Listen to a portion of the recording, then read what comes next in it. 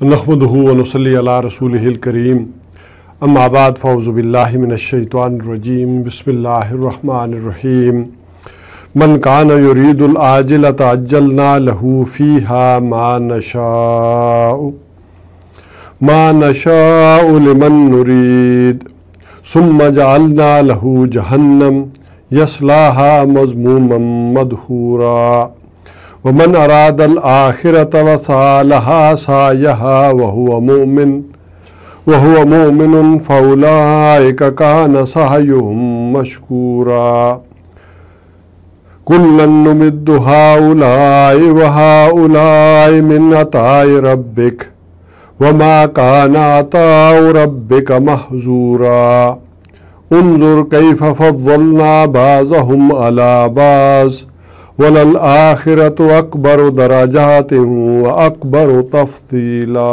सदक़ल्लाहुल अज़ीम।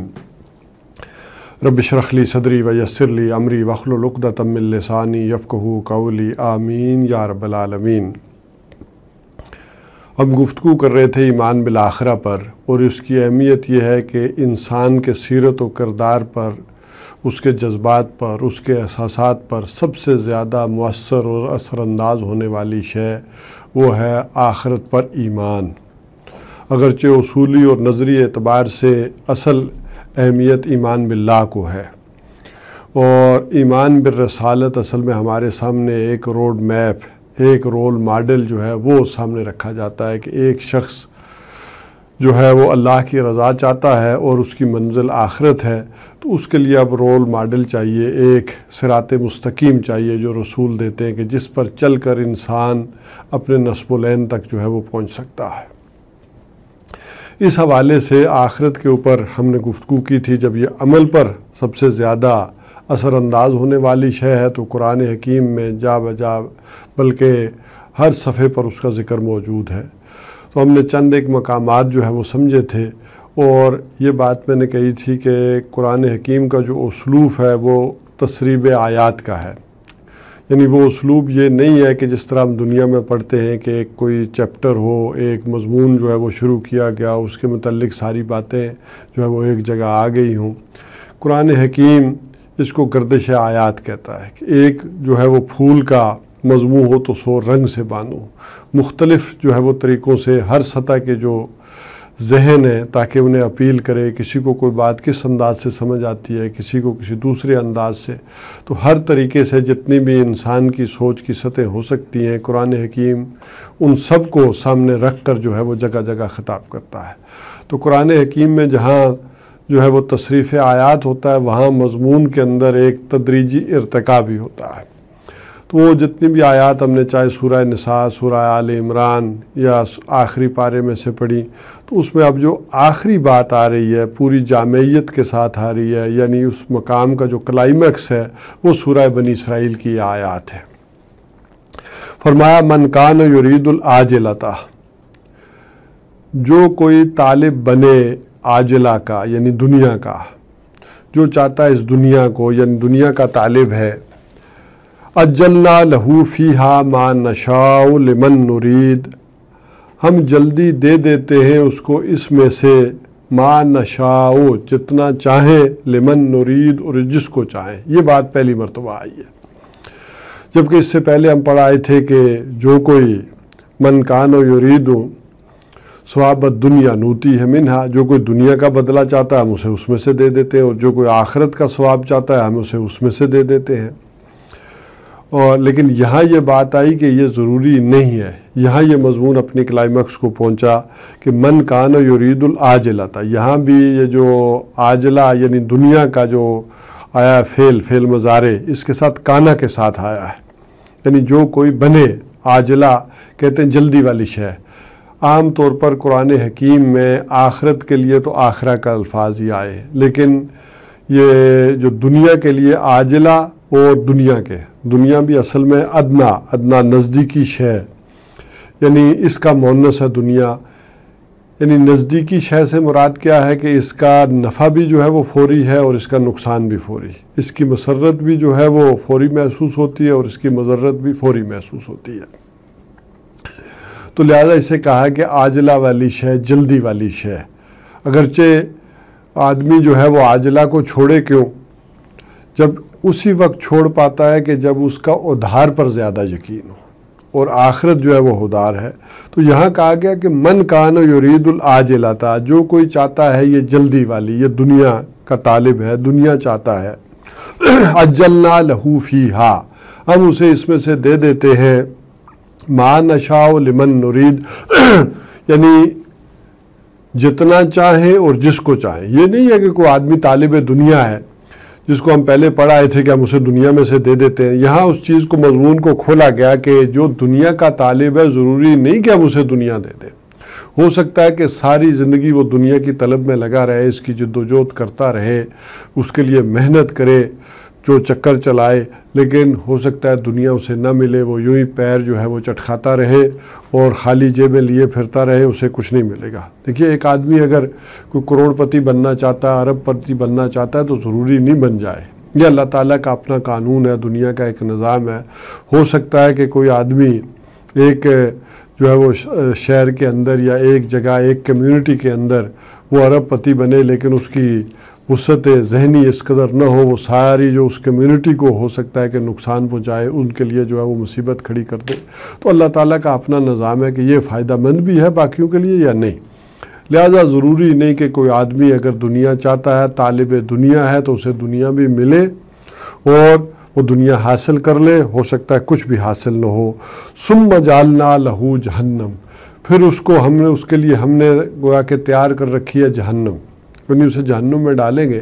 تو جہنم کیوں تیار کر رکھی ہے، جہنم کیوں ہے اس کے لیے، اس کے داخلے کے لیے؟ اس کی وجہ یہ ہے کہ وہ طالب دنیا تھا، طالب آخرت تو تھا نہیں۔ اب دنیا ملی یا نہیں ملی یہ ایک الگ بات ہے، لیکن چونکہ وہ طالب دنیا تھا تو آخرت میں ما لہ فی الآخرۃ من خلاق، یہ ہم پڑھائے تھے، ومن الناس من یقول ربنا آتنا فی الدنیا، لوگوں میں سے ایسے بھی ہیں جو کہتے ہیں کہ ہمیں اس دنیا میں جو ہے وہ دنیا میں بھلائی مل جائے۔ تو ما لہ فی الآخرۃ من خلاق، تو آخرت میں تو کوئی ان کا حصہ نہیں ہوگا۔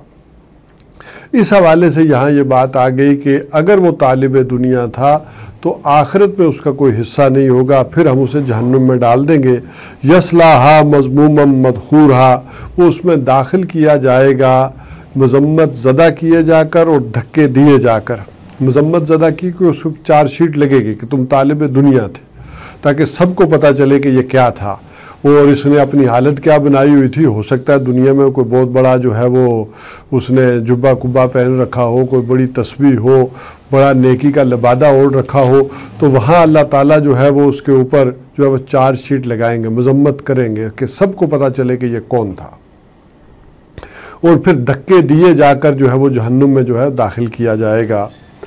وَمَنْ أَرَادَ الْآخِرَةَ، یہاں فعل ماضی آیا، یعنی جو کوئی ارادہ کرے، جو کوئی چاہے آخرت کو، یعنی فعل ماضی جو ہے وہ ماضی پر دلالت نہیں کرتا بلکہ قطعیت پر، کہ جس کا پکا ارادہ ہے، جس نے یہ چیز بالکل جو ہے وہ کلیئر کر لی ہے کہ اس کا ارادہ آخرت کا ہے۔ وَصَالَحَا سَعْيَهَا، یہاں وہ بات بھی آ گئی کہ اور اس کے لیے سعی و جہد کرے، جو کوشش کرے، محنت کرے کہ جیسی کہ اسے کرنی چاہیے اس جیسی شے کے لیے۔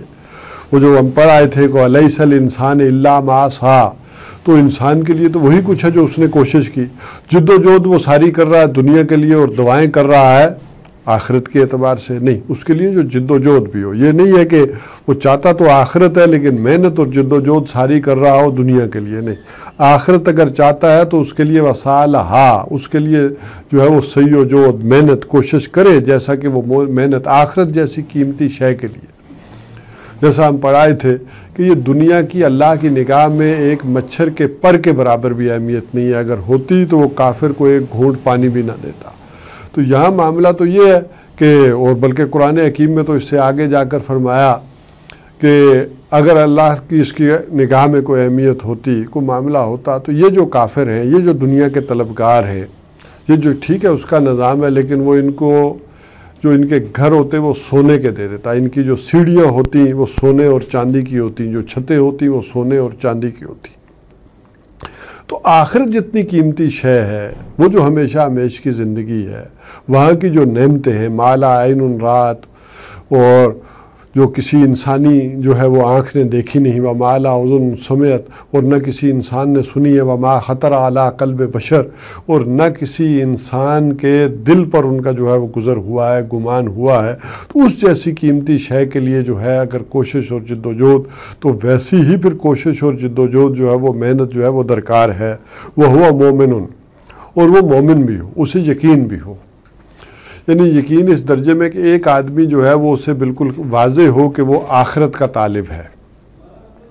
ایک ہے کہ وہ ایمان کا دعویٰ تو کر رہا ہے، عادتاً کام کر رہا ہے، اس کا عادتاً جو ہے عبادات بھی کر رہا ہے، عادتاً جو ہے وہ دین کی ایک جد و جہد بھی کر رہا ہے، لیکن جس کے لیے قرآن حکیم میں یہ آیا کہ ایمانم و احتساباً، خود شعوری کے ساتھ، کہ جس کسی نے روزے رکھے، یعنی ایمان کی حالت میں اور خود شعوری کی حالت میں، کہ اسے معلوم ہے کہ وہ روزے سے ہے، ایمان کی اس کیفیت میں ہے، خود شعوری میں، تو وہ مومن بھی ہو، اسے یقین بھی ہو آخرت پر، اور خود شعوری کے ساتھ کہ وہ واقعتاً عادات کے ساتھ نہیں کر رہا، بلکہ وہ جو ہے آخرت ہی کا طالب ہے، یہ جو ساری جد و جہد کر رہا ہے اسے آخرت ہی مطلوب ہے، آخرت ہی چاہیے۔ فَأُولَٰئِكَ كَانَ سَعْيُهُم مَّشْكُورًا، تو یہ وہ لوگ ہوں گے کہ جن کی جو سعی و جہد ہے، محنت ہے، کوشش ہے، مشکورہ، اس کی قدردانی کی جائے گی، وہ ٹھکانے لگے گی، گویا اس کی قدردانی کی جائے گی۔ ایک ہے شکر، ایک ہے مشکور، انسان بھی مشکور ہے، اللہ بھی مشکور ہے، لیکن انسان کا مشکور ہونا کیا ہے؟ اس کی شکر گزاری کہ اللہ کی نعمتوں کا شکر ادا کرے، اور اللہ کا مشکور ہونا کیا ہے کہ اللہ تعالیٰ جو ہے ان نعمتوں کی قدر افزائی، نعمتوں کی نہیں، ان کوششوں کی جو محنت کی ہے وہ ان کی قدر افزائی کرے۔ اصل میں دنیا میں بھی ایسا ہوتا ہے کہ کوئی آدمی محنت کرتا ہے، کوشش کرتا ہے، تو اگر اس کی حوصلہ افزائی نہیں کی جاتی، اسے اپریسیشن جو ہے وہ نہیں دی جاتی، تو اس کا دل ٹوٹ جاتا ہے۔ تو ضروری ہے کہ جو انسان محنت اور جد و جہد کر رہا ہو، کوئی کوشش کر رہا ہو، تو اس کی ایک حوصلہ افزائی بھی کی جائے، اس کی ایک قدر بھی کی جائے، اس کی محنتوں کی، اس کی جد و جہد کی۔ تو اسی طرح کہا کہ مشکورہ، اللہ تعالیٰ جو ان کی سعی و جہد ہوگی، جو کوشش ہوگی، جو محنت ہوگی، اس کی قدر افزائی فرمائے گا، اس کا شکر یہ ہے۔ تو جہاں تک دنیا کا تعلق ہے، آخرت کا تو معاملہ یہ ہو گیا کہ جو انسان کلیئر ہو جائے کہ اسے آخرت کا طالب ہے یا دنیا کا طالب ہے۔ تو پھر اگر آخرت کا طالب ہے تو محض دعائیں نہیں، پھر اس کے ساتھ کوشش ہو، محنت ہو۔ یہی وجہ تھی کہ وہاں وہ بات بھی کہی گئی کہ جو ایک شخص نے مجھ سے سوال بھی پوچھا تھا کہ کیا دنیا اور آخرت دونوں مانگ سکتا ہے؟ تو مانگ سکتا ہے دونوں، دنیا بھی مانگ سکتا ہے اور اس کے ساتھ آخرت بھی، کہ وَمِنْهُم مَّن يَقُولُ رَبَّنَا آتِنَا فِي الدُّنْيَا حَسَنَةً وَفِي الْآخِرَةِ حَسَنَةً، کہ ان میں سے ایسے بھی ہیں لوگ جو ہیں وہ ٹھیک ہے وہاں ملتزم سے بھی جا کر چمٹے ہوئے دنیا مانگ رہے ہیں، لیکن ان میں ایسے بھی ہیں کہ جو کہہ رہے ہیں کہ اے رب ہمیں دنیا میں بھی بھلائی عطا فرما اور آخرت میں بھی بھلائی عطا فرما، اور ہمیں آگ کے عذاب سے بچائیو۔ لیکن لہم نصیب مما کسبوا، ان کے لیے حصہ ہوگا اس میں سے جو کمائی انہوں نے کی ہوگی۔ تو اصل میں وہ محنت بھی چاہیے، وہ سعی و جہد بھی چاہیے۔ کُلًّا نُمِدُّ ہؤلاء وہؤلاء من عطاء ربک، جہاں تک اس دنیا کا معاملہ ہے، دنیا کا قانون ہے، یہاں کا معاملہ اور ہے۔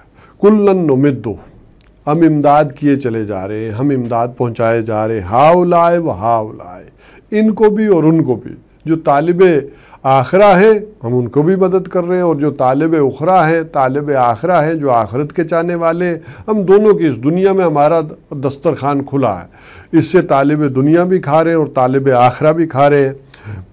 من عطاء ربک، یہ آپ کے رب کی عطا میں سے ہے نبی، یہ جو کچھ بھی ہے دنیا میں اس کا فضل ہے، تو اللہ سے اس کا فضل تو مانگو، اس میں تو کوئی وہ شک والی بات نہیں۔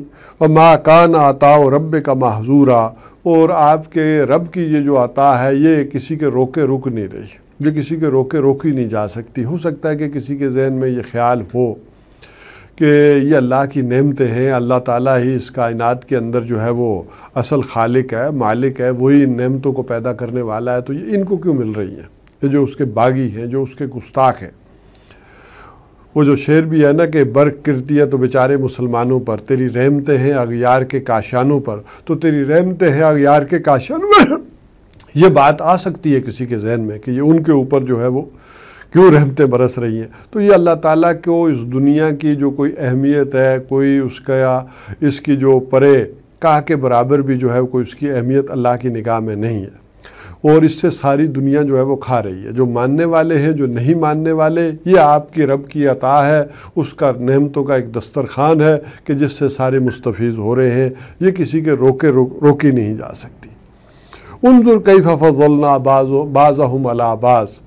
تو ذرا دیکھیے کہ ہم نے ان میں آپس میں ایک دوسرے میں کیسی فضیلت جو ہے وہ کی ہے، ایک دوسرے کو فضیلت کے اعتبار سے بڑھایا. تو یہ تو دنیا میں بھی ہے، کوئی اوپر ہے کوئی نیچے ہے، کیونکہ یہ دنیا کا نظام چلانے کے لیے ایسا ضروری تھا. اگر ایسا نہ ہوتا تو وہ ہوتا تو بھی رانی میں بھی رانی، کون بھرے گا پھر پانی، پھر معاملہ یہ ہو جاتا ہے. اللہ تعالیٰ نے اس دنیا کا نظام چلانے کے لیے کسی کو باس بنایا، کسی کو جو ہے وہ اور اونچے رتبے پر دی، کسی کو وزیر اعظم بنایا، کسی کو عوام بنایا، کسی کو نوکر اور قاصد بنایا، تاکہ دنیا کا یہ نظام چلے.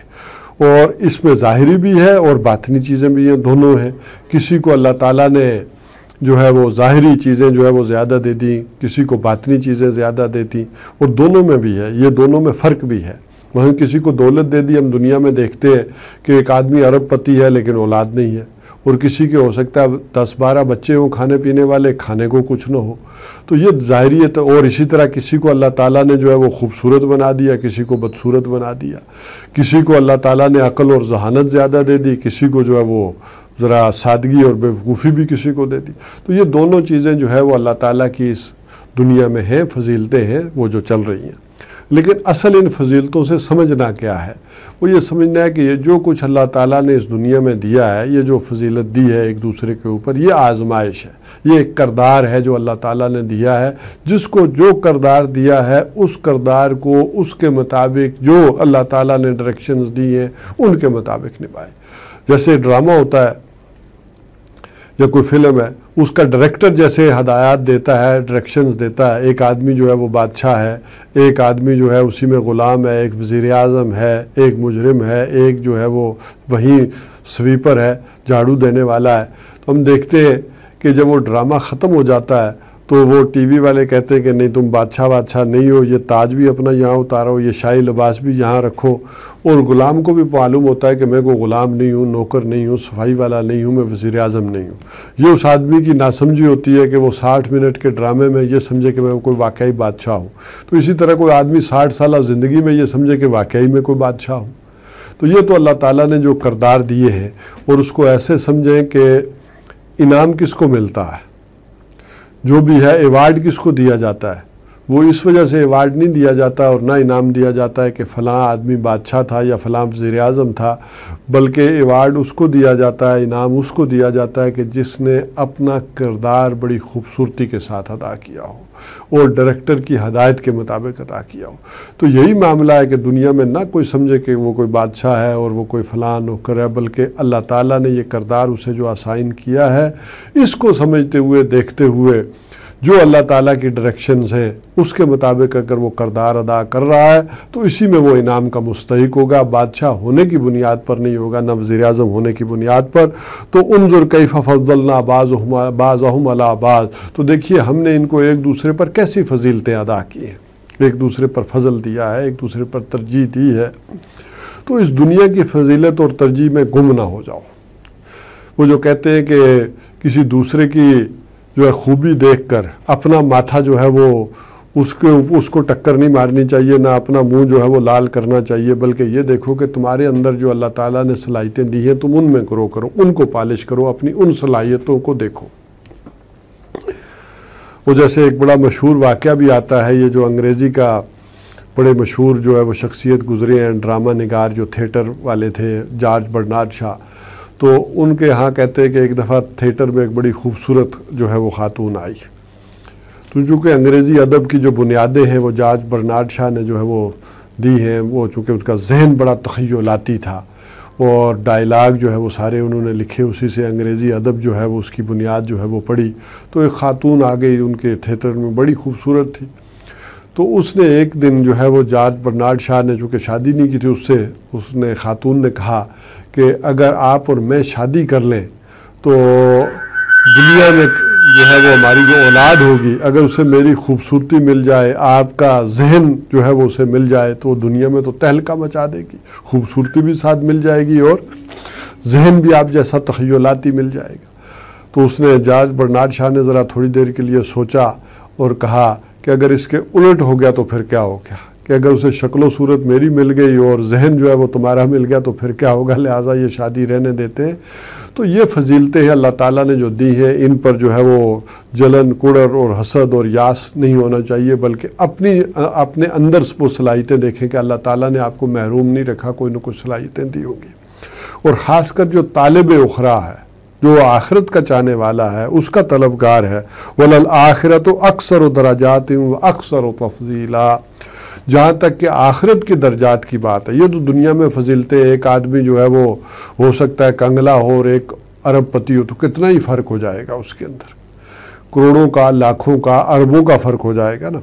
جہاں تک آخرت کے درجات اور جو ہے وہ فضیلت کا معاملہ ہے، تو اس کو ذرا ذہن میں رکھیں کہ حدیث میں آتا ہے کہ نبی اکرم صلی اللہ علیہ وسلم نے فرمایا کہ آخرت میں دو جنتیوں کے مابین ایسے فرق نظر آئے گا کہ جیسے تم زمین پر بیٹھ کر تاروں کو دیکھتے ہو، ایسے ایک جنتی دوسرے جنتی کو دیکھے گا۔ یہ فرق اور جو ہے وہ فضیلت ہوگی۔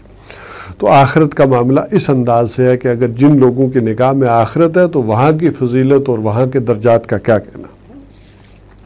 اسی طرح آخر میں کل میں نے ایک آیت بھی پڑھی تھی کہ وَإِذَا قَرَأْتَ الْقُرْآنَ، یہ بھی چونکہ سورہ بنی اسرائیل کے وقفے میں یعنی یہ چند آیات کے بعد یہ آیت بھی آ جاتی ہے آخرت کے معاملے میں کہ وَإِذَا قَرَأْتَ الْقُرْآنَ، اے نبی صلی اللہ علیہ وسلم جب آپ قرآن پڑھ کر سناتے ہیں، یعنی لوگوں کو جب آپ سناتے ہیں، جعلنا بینک و بین الذین لا یؤمنون بالآخرہ، تو ہم کر دیتے ہیں ان لوگوں کے اور آپ کے مابین جو آخرت پر جو ہے وہ ایمان نہیں رکھتے، حجابا مستورا، ایک پردہ جو کہ نظر نہیں آتا، وہ حائل ہو جاتا ہے۔ یعنی قرآن سے جو اس کی ہدایت سے محرومی ہے وہ گویا کہ آخرت پر ایمان نہ لانا۔ اگر کوئی شخص آخرت پر ایمان نہیں لاتا تو قرآن کی ہدایت سے بھی مستفید ہونے میں گویا کہ آخرت، ایمان بالآخرہ جو ہے یہ بھی جو ہے نہ ہونا اس ایمان کا یہ آڑ بن جائے گا۔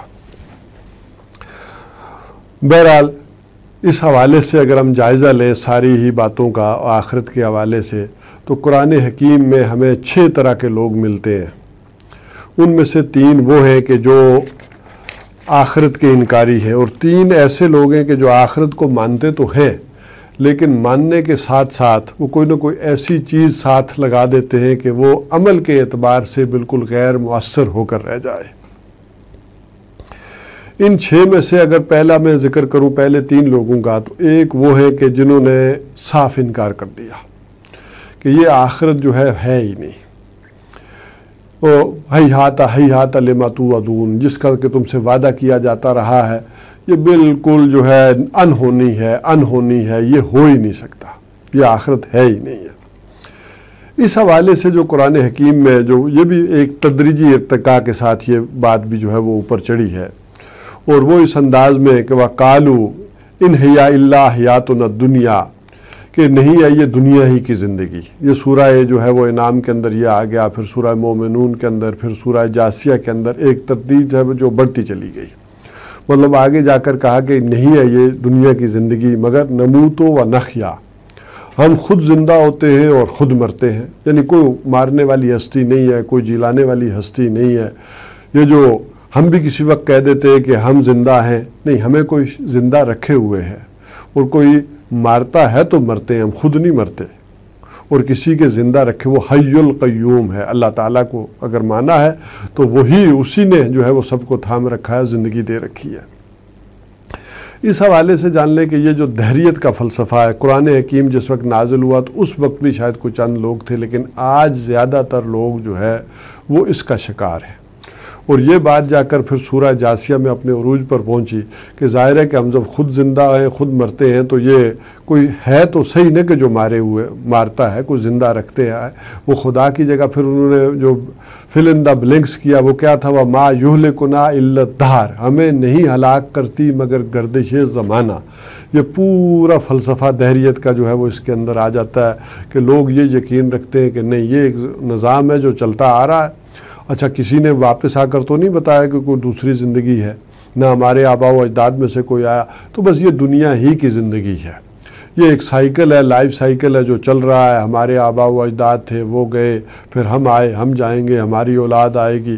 تو یہ زندگی کا ایک فلسفہ ہے جو چل رہا ہے. لیکن اگر یہ معاملہ جو ہے وہ یقین کے ساتھ انسان کے جس ذہن میں بیٹھ جائے تو وہ یعنی وہ بات کہ بابر بعیش کوش کے عالم دوبارہ نیست، کہ دنیا نے تو دوبارہ ہونا نہیں، جو اس کی لذتیں ہیں، جو عیاشیاں ہیں، جو چیزیں ہیں وہ انسان پوری طرح سے حاصل کر لے.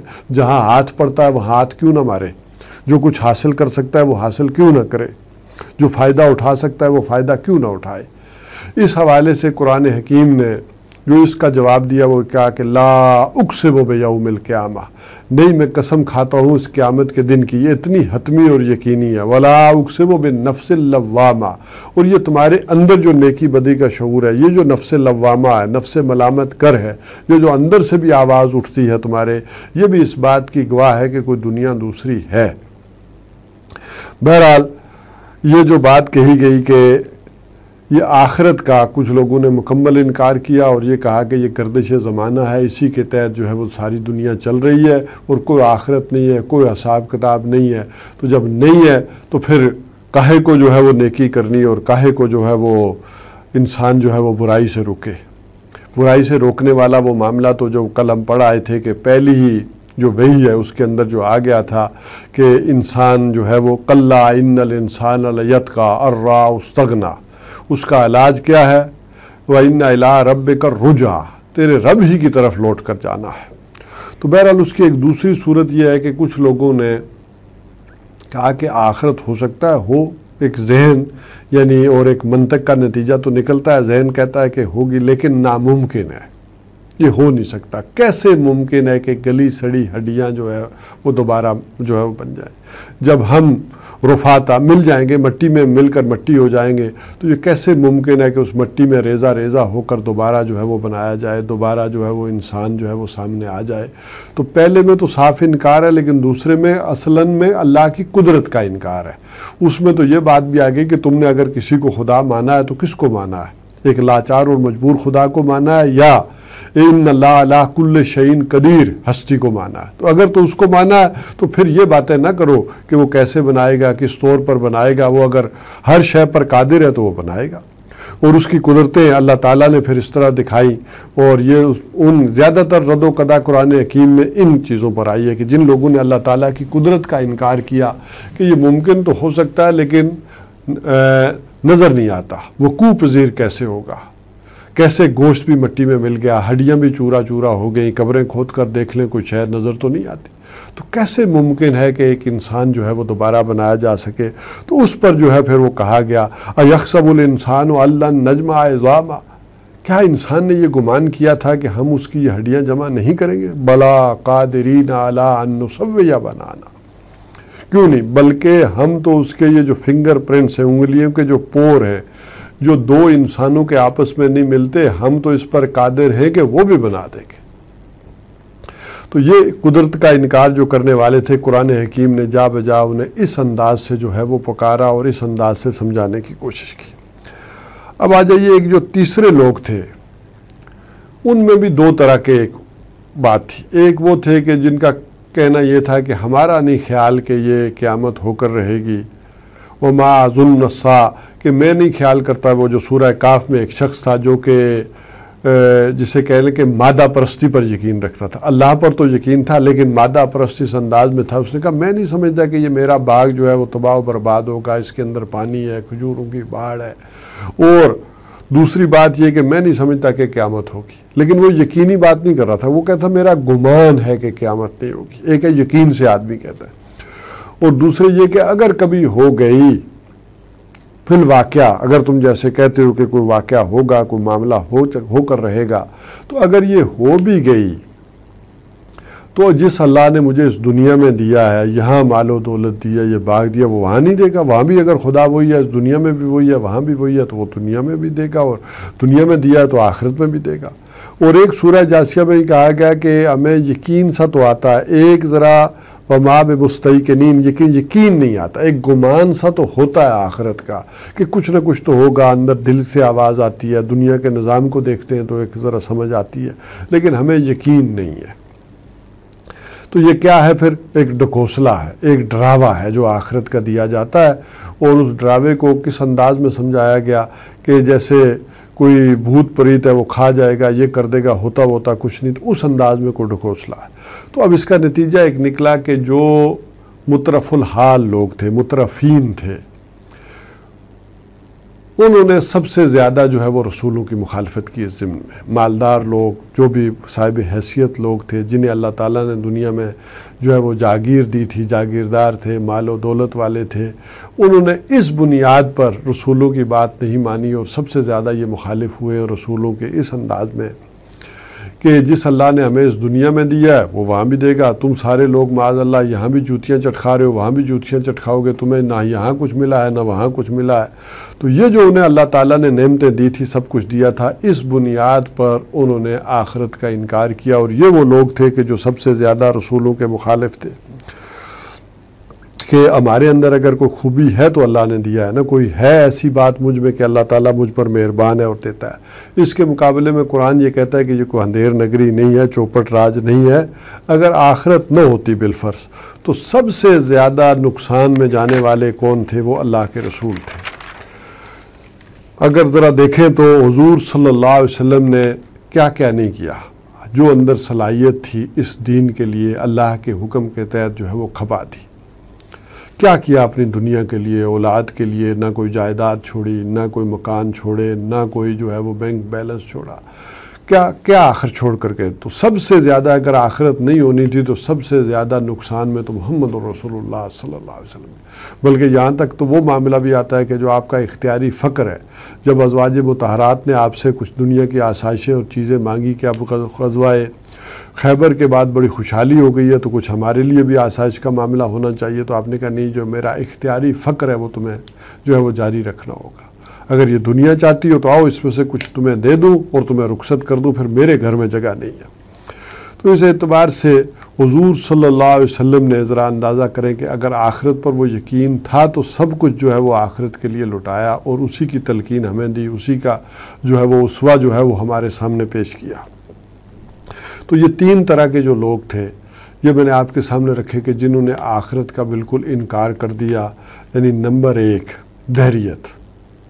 دہریت والے کون؟ کہ یہ گردش زمانہ ہے، یہ چل رہی ہے۔ وما یہلکنا وقالوا ان ہی الا حیاتنا الدنیا نموت ونحیا وما یہلکنا الا الدہر۔ ان کے ساتھ وما نحن بمبعوثین، ہم نہیں ہیں اٹھائے جانے والے۔ یہ باقی آیات کے ساتھ بھی اسی طرح چل رہا ہے، لیکن ہوتے ہوتے یہ یہاں تک پہنچ گیا، دہریت والا معاملہ۔ نمبر دو کہ ٹھیک ہے ہو سکتا ہو، لیکن یہ اس کا وقوع پذیر ہونا ناممکن ہے، کہ یہ ہو نہیں سکتا، یہ کیسے ممکن ہے کہ گلی سڑی ہڈیاں جو ہے وہ جو ہے دوبارہ بنا دی جائے۔ اور نمبر تین کہ مترف الحال لوگ جو تھے، مترفین تھے، انہوں نے کہا کہ ہمیں جو ہے جو کچھ اللہ نے دیا ہے تو کچھ صلاحیت تھی، کوئی خوبی تھی، جو جہاں دیا ہے تو وہاں بھی دے گا، اور ہمارا نہیں خیال کہ یہ لوٹایا جائے گا جب ہمیں تو وہاں اللہ تعالیٰ نہیں دے گا۔ اول تو یہ ہوگا نہیں، اگر ہو گیا تو وہ جس اللہ نے یہاں دیا ہے وہاں بھی دے گا۔ تو یہ ایک معاملہ بھی سامنے رہا۔ اب تین طرح کے وہ لوگ ہیں اس کے مقابلے میں، مختصراً یہ بھی آپ کے سامنے رکھ دوں۔ میں کوشش کرتا ہوں کہ اگلے 4-5 منٹ میں، تاکہ اس کو بھی کلوز کر لوں، وقت ختم ہونے کو آ رہا ہے۔ ایک وہ لوگ تھے کہ تین طرح کے کہ جنہوں نے آخرت پر تو ایمان رکھا، لیکن اس کے ساتھ کوئی نہ کوئی شے ایسی جوڑ دی کہ وہ عمل کے اعتبار سے بالکل غیر مؤثر ہو کر رہ جائے۔ ظاہر ہے کہ آخرت کے اوپر ایمان، یہ ڈھیلا ڈالا ایمان نہیں چاہیے۔ جب تک وہ یقین کی کیفیت نہیں ہوگی تو عمل والا معاملہ جو ہے وہ اس انداز سے درست نہیں ہوگا۔ اس میں سب سے پہلی بات کہ کچھ لوگوں کو دنیا میں نسلی امتیاز اس بنیاد پر یہ غرہ ہو گیا کہ ہم سے حساب کتاب نہیں ہونا، ہم سید زادے ہیں، ہم انبیاء کے اولاد ہیں۔ ویسے تو دیکھا جائے کہ دنیا میں کون انسان ہوگا جو نبی کی اولاد نہیں ہوگا؟ سارے ہی انسان حضرت آدم علیہ السلام کی اولاد ہیں، اور حضرت آدم علیہ السلام اللہ کے پہلے نبی ہیں۔ تو سارے انسان اس حوالے سے، اور اس میں خاص کر زیادہ دھوکہ ہوا ہے بنی اسرائیل کو۔ انہوں نے کہا کہ نحن ابناء اللہ و احباؤہ، ہم ہیں جو ہے اللہ کے بیٹوں کی مانند اور اس کے چہیتے چنیدے۔ تو لن تمسنا النار الا ایاما معدودہ، اللہ تعالیٰ ہمیں تو چھو بھی نہیں سکتی گنتی آگ، یعنی گنتی کے چند دن۔ ہمیں اگر اللہ تعالیٰ آگ میں ڈالے گا بھی تو یہ لوگوں کا منہ بند کرنے کے لیے، چاہے وہ 7 دن ڈالے، چاہے جتنے عرصہ جو ہے وہ بچھڑے کی پوجا کی، سبت والی، وہ مختلف ان کے عقائد ہیں جو انہوں نے بیان کیے کہ اتنے دن ڈال سکتے ہیں، 10 دن ڈال سکتے ہیں، 7 دن ڈال سکتے ہیں۔ تو یہ اللہ تعالیٰ لوگوں کا جو ہے وہ منہ بند کرنے کو جو ہے وہ ڈالے گا، ورنہ یہ آگ ہمیں نہیں چھو سکتی۔ کیوں؟ ہم اللہ کے چہیتے ہیں، ہم اللہ کے چنیدہ ہیں اور اللہ کے بیٹوں کی مانند ہیں۔ تو اس حوالے سے جو ہے وہ آخرت پر، جب اب یہ معاملہ ہو گیا آخرت ہمارے لیے ہے ہی نہیں، سزا ہے ہی نہیں، تو انسان عمل کیوں درست کرے؟ یہی وجہ ہے کہ حضور صلی اللہ علیہ وسلم سے کہا گیا کہ اے نبی ان سے کہیے قل فلما یعذبکم، کہ ان سے ذرا پوچھیے اللہ تعالیٰ تمہیں کیوں عذاب دیتا رہا؟ اگر ایسے ہی چہیتے تھے تو اس دنیا میں بھی تو تمہیں عذاب دیتا رہا ہے نا۔ تمہیں جو ہے وہ بخت نصر کے ہاتھوں پٹوایا، 6 لاکھ کو قتل کروایا اور 6 لاکھ کو جو ہے بیبلونیا لے آیا، اور عراق کے اندر جو ہے وہ تمہیں اسیری میں جو ہے وہ رکھا۔ اسی طرح ٹائٹس رومی نے تو ایک دن میں 1,33,000 فلسطین میں تمہارے قتل کیے۔ اسی طرح ہٹلر نے اس دور میں تمہارے ساتھ کیا کیا ہے؟ تو یہ ساری چیزیں دیکھیں تو اگر ایسے ہی چہیتے تھے، چنیدہ تھے، تو یہ اللہ تعالیٰ تمہیں دنیا میں عذاب کیوں بھیجتا رہا؟ اور یہی چیز تھی کہ حضور صلی اللہ علیہ وسلم نے بڑی واضح کی، اور حضور صلی اللہ علیہ وسلم نے فرمایا کہ اے فاطمہ، حضور صلی اللہ علیہ وسلم کی بیٹی فاطمہ رضی اللہ تعالی عنہا، کہ دیکھو اپنے عمل کو درست کر لو، میرا یہ تعلق کہ تم میری بیٹی تھی آخرت میں یہ کام نہیں آئے گا۔ اے محمد صلی اللہ علیہ وسلم کی پھوپھی صفیہ، اپنے اعمال کو درست کر لو، میرا یہ تعلق وہاں کام نہیں آئے گا کہ تم حضور صلی اللہ علیہ وسلم کی پھوپھی تھیں تو تمہارا حساب کتاب نہ ہو، تمہیں چھوڑ دیا جائے۔ اور یہی وجہ تھی کہ حضور صلی اللہ علیہ وسلم نے خطبہ حجت الوداع میں آخری خطبے میں کہہ دیا کہ لا فضل لعربی علی عجمین، یہ کوئی فضیلت نہیں ہے کسی کو عربی کو اجمی پر، اجمی کو عربی پر، کالے کو گورے پر اور گورے کو کالے پر۔ یہ فضیلت اگر ہوگی تو تقویٰ کی بنیاد پر کہ کوئی اللہ تعالیٰ سے کتنا ڈرتا تھا اور کتنا بچ بچ کر چلتا تھا، کتنے اس نے نافرمانی سے بچا۔ تو ایک یہ معاملہ بھی نسلی امتیاز کی بنیاد پر رہا جس کا قرآن نے جواب دیا، حضور صلی اللہ علیہ وسلم نے بتایا۔ اسی طرح امتی ہونا، یہ بھی امتوں کے اندر جو ہے وہ ایک معاملہ غرہ رہا ہے کہ ہم چونکہ امتی ہیں تو ہم بخشے بخشائے ہیں۔ ویسے بھی اگر انسان ذرا کریٹیکل جائزہ لے اور ذرا انالیسس کرے تو کہے کہ جنت میں کس نے جانا ہے، تو ذرا ہم ذرا کر جائزہ لیں تو کہیں کہ کوئی یہودیوں نے جانا ہے، عیسائیوں نے جانا ہے، ہندوؤں نے جانا ہے، سکھوں نے جانا ہے، کوئی چینیوں نے، جاپنیز نے، کورینز نے، رشینز نے، تو سب کے آگے کراس لگ جائے گا، یہ تو نہیں جائیں گے، تو ہم ہی رہ جاتے کہ پھر ہم ہی جائیں گے۔ تو جب ہم ہی رہ گئے، ہم ہی امتی ہیں، جنت ہمارے لیے ہے، پروپرائٹری رائٹس ہیں، تو پھر عمل جو ہے وہ درست کرنے کی کیا ضرورت ہے؟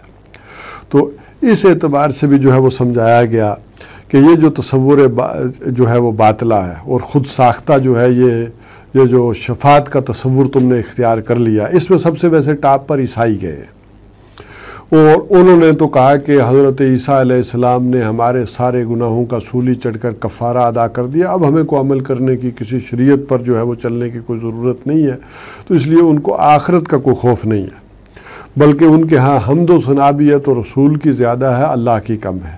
تو ایک یہ غرہ بھی ہو جاتا ہے کہ اور لوگوں کو، اور اس میں قوال جو ہے اور مست جو ہے وہ نعرے لگا دیتے ہیں، ایسے ایسے شعر پڑھ دیتے ہیں کہ اگر ہم امتی ہیں تو جنت میں تو ہم ہی جائیں گے۔ حضور صلی اللہ علیہ وسلم کے امتی ہونے کی حیثیت سے، چاہے حرام خور ہیں، شراب خور ہیں، زانی ہیں لیکن چور ہیں، ڈاکو ہیں، سود خور ہیں، لیکن ہیں تو امتی۔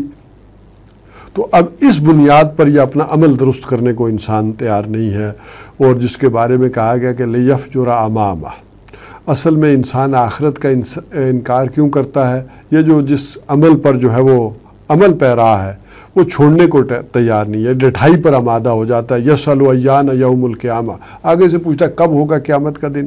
اس کی بنیادی وجہ یہ ہے جس حرام خوری میں یہ مبتلا ہے وہ چھوڑنے کو تیار نہیں ہوتا۔ اسی طرح ایک چیز اور ہے، وہ ہے شفاعت باطلہ کا تصور، اور یہ میرا خیال ہے کہ آج کی نشست میں میرے لیے ممکن نہیں کہ آج اس کو بھی جو ہے وہ میں کر لوں۔ ایک یہ، لیکن اس کو مختصر انداز میں اگر تعارف کرا دیتا ہوں شاید سمجھیں گے، یا سوالوں سے چیزیں واضح ہو جائیں گی۔ ایک ہے کہ لا علمی کی بنیاد پر ایک سفارش کرتا ہے دنیا میں انسان کہ دیکھیے آپ کو نہیں پتا کہ یہ آدمی بڑا اچھا ہے، آپ اسے نوکری پر رکھ لیں، یہ جج صاحب آپ کو غلط فہمی ہوئی ہے، میں جانتا ہوں اس آدمی کو یہ ایسا نہیں ہے، تو کیا اللہ تعالیٰ کے ہاں بھی یہ بات کہی جا سکتی ہے؟ وَلَا يُحِيطُونَ بِشَيْءٍ مِّنْ عِلْمِهِ، کہ یہ تو اس کے علم سے کوئی عطا کر ہی نہیں سکتا بندہ. کیا اللہ کو کوئی بندہ کہہ سکتا ہے کہ آپ نہیں جانتے، میں بتاتا ہوں یہ بڑا نیک آدمی ہے، یہ بڑا قابل آدمی ہے، یہ بڑا اچھا آدمی ہے، یہ اس نے کچھ نہیں کیا ہوگا؟ تو ایک تو اس بنیاد پر جو ہے وہ سفارش نہیں ہو سکتی کہ اللہ تعالیٰ کو کوئی سمجھائے، کوئی بتائے کہ آپ نہیں جانتے، معاذ اللہ ہم بتاتے ہیں آپ کو. اسی طرح ایک ہوتا ہے تعلقات کی بنیاد کے اوپر سفارش کرنا، کوئی رشتہ داری ہے، کوئی دوستی ہے اور یا دولت ہے، اس کے حوالے سے. تو اللہ تعالیٰ کے ہاں معاملہ یہ ہے کہ اللہ تعالیٰ نے کہا کہ قل هو اللہ احد اللہ الصمد لم یلد ولم یولد، اس کی کسی سے کوئی رشتہ داری نہیں ہے. یہ عیسائیوں نے من گھڑت معاملہ بنا لیا ہے کہ حضرت عیسیٰ علیہ السلام اللہ کے بیٹے. اسی طرح جو دوستی کی بنیاد ہے، جب آپ دیکھتے ہیں نا کہ فلاں آدمی سے جو ہے وہ کام نہیں ہو رہا، فلاں جج سننے کو تیار نہیں ہے، فلاں پولیس افسر یا فلاں ایم پی ایم نے بات سننے کو تیار نہیں ہے، تو آدمی کیا کہتا ہے؟ آدمی کہتا ہے کہ ذرا دیکھو اس کے رشتہ داروں سے کسی سے تعلق بن جائے، کسی رشتہ دار سے جو ہے وہ آپ کی دوستی ہو، کسی رشتہ دار کے ذریعے سے، گھر کے ذریعے سے انسان اس تک پہنچے، یا اس کا دوست کون ہے، کن لوگوں میں اٹھتا بیٹھتا ہے، ان کے ذریعے سے جو ہے وہ اپروچ کیا جائے، یا جو ہے پھر پیسوں کی آفر کی جائے، دولت کی آفر کی جائے. تو اللہ تعالیٰ کا تو کوئی رشتہ دار ہے نہیں جسے اپروچ کر کے آدمی اس تک جائے. اور نمبر 2 وہ یہ کہتا ہے اسی طرح سورہ بنی اسرائیل کے آخر میں کہ اللہ تعالیٰ کے دوست تو ہے لیکن اس کی دوستی کسی کمزوری کی بنیاد پر نہیں ہے. تمہاری جتنی بھی دوستیاں ہوتی ہیں کہ دوستیاں اس لیے نبھائی جاتی ہیں دنیا میں خاص کر کہ جب تم پر مشکل وقت آئے تو دوست مدد کرے. تو اللہ کی دوستی اس وجہ سے نہیں ہے کہ اس کی کنی کسی سے دبتی ہو، کوئی کمزوری ہو، کوئی کام ہو جو اللہ تعالیٰ کا کوئی دوست کرے، اس کے دوست ہیں. اور تیسری چیز ہے کہ دولت کے حوالے سے بھی جو قرآن حکیم ہمیں سمجھاتا ہے کہ تم چاہے جو کچھ اس زمین میں ہے اس کے برابر بھی اگر سونا دے دو گے تو یہ بھی قابل قبول فدیے کے طور پر نہیں ہوگا، یہ نہیں لیا جائے گا کہ تاکہ آخرت میں تمہیں چھوڑ دیا جائے. اور یہ چیز جو ہے ایک خاص کر تیسری چیز یہ آتی ہے لا علمی یا تعلقات کی بنیاد پر میں نے کہا. اور ایک تیسری چیز ہے کہ اللہ تعالیٰ جو ہے وہ غفور ہے، رحیم ہے، اس کی رحمت کے حوالے سے دھوکہ کھا جانا. یہ خاص کر سورہ انفطار میں آ گیا کہ انسان تجھے کس چیز نے دھوکہ دیا، اس دھوکے باز نے، کہ اللہ تعالیٰ غفور ہے، رحیم ہے، کریم ہے. تو یہ نہیں دیکھا تم نے کہ وہ شدید العقاب ہے، شدید العذاب ہے، عزیز الانتقام ہے. تو ان دونوں کیفیات کو جو ہے وہ سمجھنا ہے کہ اللہ تعالیٰ جو ہے وہ رحم بھی فرمائے گا، کرم بھی فرمائے گا، بخش بھی دے گا، لیکن تمہاری ڈائریکشن سیدھی ہو، بین الخوف والرجاء ہو، اللہ تعالیٰ کا خوف بھی ہو اور اس سے امید بھی ہو. تو یہ جو کہا گیا کہ تم تسبیحاں پڑھتے ہو اور عمل درست کرنے کو تیار نہیں ہو، تو یہ تو گویا ایک طرح سے اپنے آپ کو دھوکہ دے رہے ہو. تم سبحان اللہ اور اللہ غفور الرحیم کی تسبیحاں پڑھ رہے ہو اور اپنا عمل درست کرنے کو تیار رہو، تو یہ اپنے آپ کو دھوکہ دے رہے ہو، اپنے اعمال درست اگر نہیں کر رہے. تو بہرحال اللہ تعالیٰ کی شفاعت بھی ہے اور اللہ کے نیک بندے سفارش بھی کریں گے، شفاعت بھی کریں گے، لیکن اس کو مختصر اس طرح سے سمجھ لیں کہ 2 شرطوں کے ساتھ یہ شفاعت کا تصور آیا ہے اور سفارش کا، کہ ایک جس کے لیے اللہ اجازت دے اور جس کو دے. اس کو ان شارٹ اس انداز میں سمجھ لیں کہ جیسے امتحان میں بچہ تو فرسٹ آیا، محنت اس نے کی، کوئی سیکنڈ آیا یا کسی اور مقابلے میں وہ جو ہے وہ آگے نکلا، تو اسکول والے کیا کرتے ہیں، اس دنیا میں جو معزز لوگ ہوتے ہیں، جو صاحب حیثیت لوگ ہوتے ہیں، ان کو بلا کر ان کے ہاتھوں انعام دلواتے ہیں کہ یہ ایم پی اے صاحب آئے ہیں، یہ بچہ فرسٹ آیا، یہ اس سے.